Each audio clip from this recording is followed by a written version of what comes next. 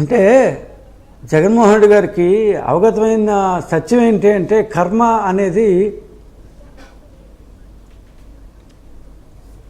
అనేది మనల్ని ఎప్పుడు వదిలిపెట్టిపోదు. ఒక 2 సంవత్సరాలు లేటుగా వచ్చామో కానీ ఖచ్చితంగా అది మనల్ని వెంటాడుతూనే ఉంటుంది, మన నీడ మారే ఉంటుంది. జగన్మోహన్ రెడ్డి గారి పాపం చాలా బాగా అవగతమైంది.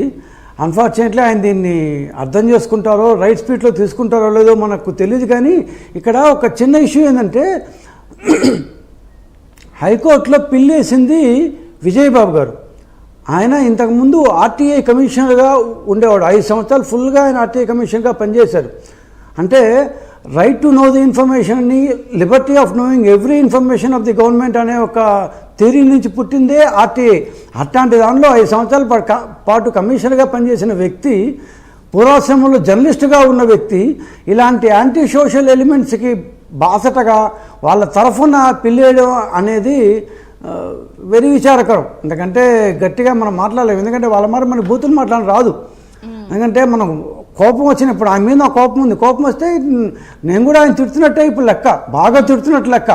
కానీ తిడుతున్నట్టుంటే ఇప్పుడు ఏమంటారు లా వర్డ్స్ నియమాని కానీ నేను ఇక్కడ మాట్లాడితే అది that's not the forum, that's not the way, that's not the way ఆ society has to behave. Jaganmohan Reddy గారు ఆయన దగ్గర ఉండే సలహాదారులు ఏమనుకున్నారో ఎలా అనుకున్నారో వాళ్ళు పెట్టేటప్పుడు వాళ్ళ ఇంట్లో వాళ్ళు ఇవన్నీ చదవరా, చూసారా లేదా, కనీసం భారతిరెడ్డి గారు చదవరా? ఒక వైఫ్ ఏంది రాస్తున్నా ఇప్పుడు మన ఇంట్లో ఏదో బై మిస్టేక్ ఏదో ఒకటి తప్పుడు మాట మాట్లాడితే కూడా ఇంట్లో నా వైపు తిడుతుంది ఏది మాటలో వేయని. సో అలాంటప్పుడు రాష్ట్రం అంతా రోజు వినిపిస్తుంటే ఇంటూరి కిరణ్ కావచ్చు, వర్రా రవీంద్ర రెడ్డి కావచ్చు, అవుతు శ్రీధర్ రెడ్డి కావచ్చు, ఎన్ని పేర్లు వస్తున్నాయి నా దగ్గర, ఇట్లాంటి పేర్లు చాలా ఉన్నాయి.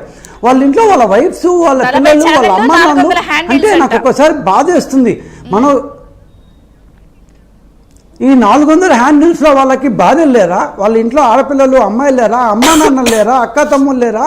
వాళ్ళ చెల్లెలు లేరా? బంధువులు లేరా? వాళ్ళందరికీ సిగ్గు అనిపించదా ఇట్లా బూతులు రాస్తుంటే? ఇప్పుడే జస్ట్ మా స్ట్రాటజీ కాల్లో వల్లరామయ్య చెప్తున్నారు, నేను ప్రెస్ కాన్ఫరెన్స్లో షర్మిల మీద, విజయమ్మ మీద ఈ వర్ర రవీంద్ర రాసిన దాన్ని తీసుకొచ్చుకున్నాను. చూస్తే ఒక 2-3 అక్షరాలు చదివేసిన తర్వాత ఏంది బూతులు వస్తున్నాయని ఆపేశాను.